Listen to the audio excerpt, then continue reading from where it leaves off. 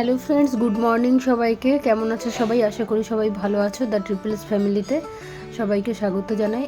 আর একটা কথা হচ্ছে, আজ বুধবার, আর বুধবার আজকে মেবি 9 তারিখ, 10 তারিখ, হ্যাঁ হ্যাঁ, কাল ঈদ, আজ 10 তারিখ। তো আজকে গেছিলাম সকাল সকাল বাজারে হাজব্যান্ডের সাথে। তো বাজারে গেলাম, আর এই টমেটোগুলো কারা কিনেছো বলো? এগুলো চেরি টমেটো।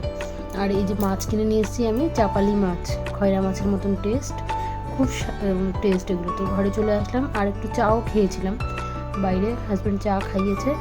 ওটা ভিডিও করতে পারিনি কারণ আমার ফোনটা ভিডিও নিচ্ছিল না, কারণ চার্জ কম ছিল। এটা আমার মাঝে মাঝেই হয়, প্রতিনিয়ত হয়েই থাকে। চার্জ কম থাকলে আর আমার ফোনটা না তাড়াতাড়ি গরম হয়ে যায়, এর জন্য চার্জ কমে যায়। আর ভিডিও করি তো চার্জটা তাড়াতাড়ি খতম হয়, আর তখন ভিডিওটা নিতে চায় না, আমাকে নোটিফিকেশান দিতে থাকে বারবার, রিমাইন্ডার করে যে ভিডিও এই চার্জ কম আছে, ভিডিও নিতে পারবে না, আর লোড হবে না, হ্যান ত্যানে। যাই হোক, তো হাজব্যান্ডকে খাবার দিয়ে দিলাম। ঘরে এসে রাইস ফ্রাই করেছি। তো আমার হাজব্যান্ড বলছে এটা কী রাইস? আমি বললাম এটা Chinese rice, Chinese sticky rice with vegetable. তো খুব ভালো হয়েছিল রাইসটা খেতে। আর আজ আমি রান্না করব, মাছ করব, হাজব্যান্ডের জন্য ডিম করব। ও তো মাছ খায় না, তোমরা সবাই জানো যারা আমার ভিডিও দেখো বা ফলো করো। আমার হাজব্যান্ড কোনো রকম কোনো মাছ খায় না, কোনো মাছের ছোঁয়া খাবে না। কিন্তু ও নন বেঙ্গলি নয়, ও বাঙালি, কিন্তু জীবনে ও মাছ খায়নি। যাই হোক, এখন রান্নাবান্না করে নিলাম। এই দেখো, আমি একটা জিনিস দেখাই তোমাদেরকে, চলো। এটা তো আমার বেডরুম, হ্যাঁ। আর মেয়ে ওখানে দাঁড়িয়ে কি করছিল, ফোন ঘাটাঘাটি করছিল। আমি যে এলাম, ও পালিয়ে গেল স্নান করার জন্য। ওকে অনেকক্ষণ ধরে বলা হচ্ছে স্নান কর, ও করতে যাচ্ছে না।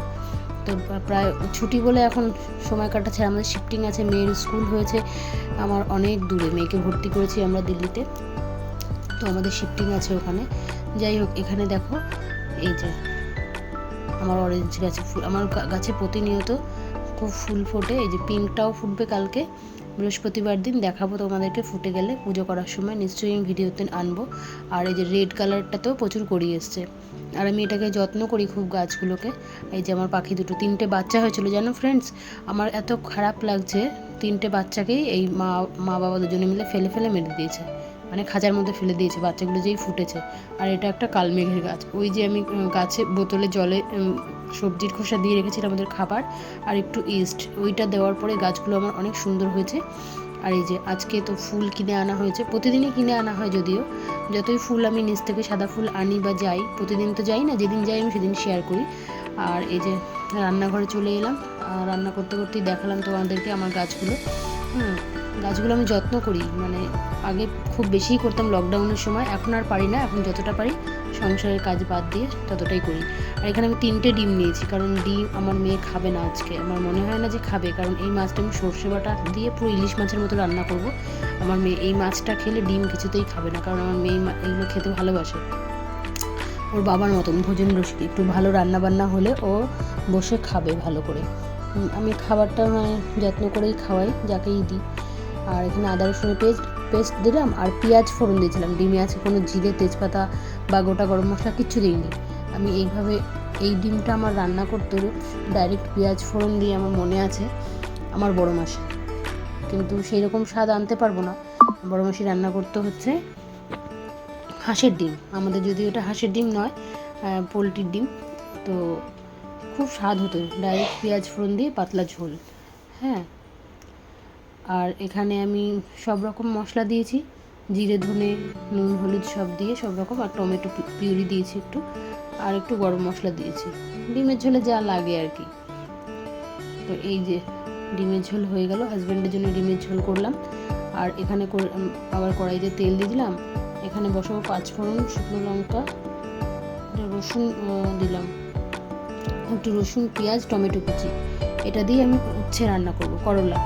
এইভাবে তোমরা করলা রান্না করে খেয়ে দেখবে, এটাও খুব ভালো হয়। আমরা পেঁয়াজ রসুন দিয়ে বিয়ের আগে কোনোদিন করলা খাইনি, আমাদের করলা কোনোদিনও পেঁয়াজ দিয়ে করলা ভাজা হয় সেটাই আমরা খাইনি, সত্যি কথাই। বাপের বাড়িতে আমাদের যা রান্না হতো পেঁয়াজ রসুন খুব কমই খেতাম, কিন্তু শ্বশুরবাড়িতে এসে অনেক কিছু শিখেছি যেটা পেঁয়াজ রসুন দিয়ে রান্না করে খেলে খুব ভালো লাগে, হ্যাঁ। তো এই যে পেঁয়াজ রসুন দিয়ে এটা হবে উচ্ছেটা, এটা একরকম হয়, উচ্ছেটাকে খুব ভালো করে তেলে ভেজে নিয়ে, এটা আমি না ভেজেই করবো এই সোমবারটা দেওয়ার পরে, পেঁয়াজ আর রসুন 5 ফোড়ন সোমবার দেওয়ার পরে, মানে ফোড়ন দেওয়ার পরে এটা ভালো করে কষিয়ে নেব, নুন, হলুদ, জিরে গুঁড়ো, ধনে গুঁড়ো একটু। নামানোর আগে আমি দেবো একটু সবজি মশলা, বা আপনাদের কাছে সবজি মশলা না থাকলে আপনারা চিকেন মশলাও দিতে পারেন, খুব টেস্ট হয় এতে। আর একটু তেল বেশি করে দেবো, যে নামানোর আগে আমি চিকেন মশলা দিয়ে দিয়েছি।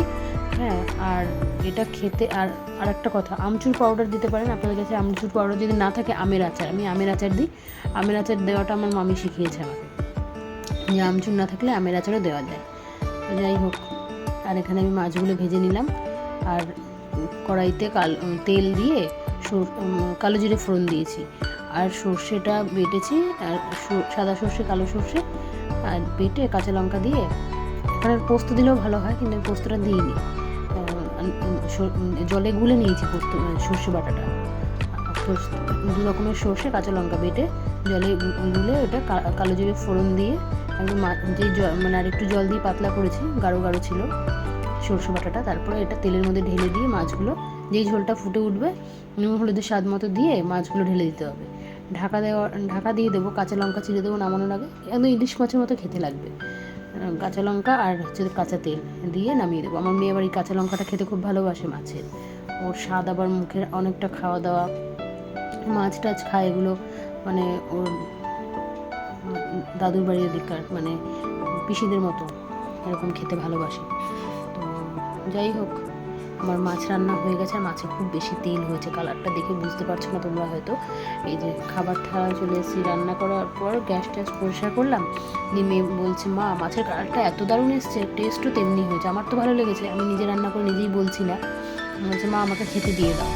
আর আমি তো রান্নাঘরে খুব গরম, তো আমি বললাম ঠিক আছে চল তোকে খেতে দিই। সকালবেলা আজকে তেমন কিছু টিফিন আমরা খাইনি, ওই রাইসটা ফ্রাই করেছিলাম, অল্প একটু রাইস ছিল, আমার আর ইচ্ছা করেনি যে আবার কিছু বানাই।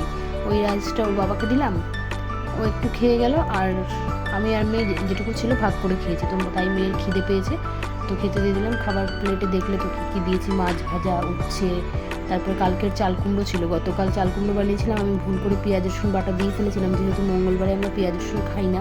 আদা কাঁচা লঙ্কা রসুন একসাথে পেস্ট করা ছিল, একটা আমিষের আর একটা ছিল নিরামিষের।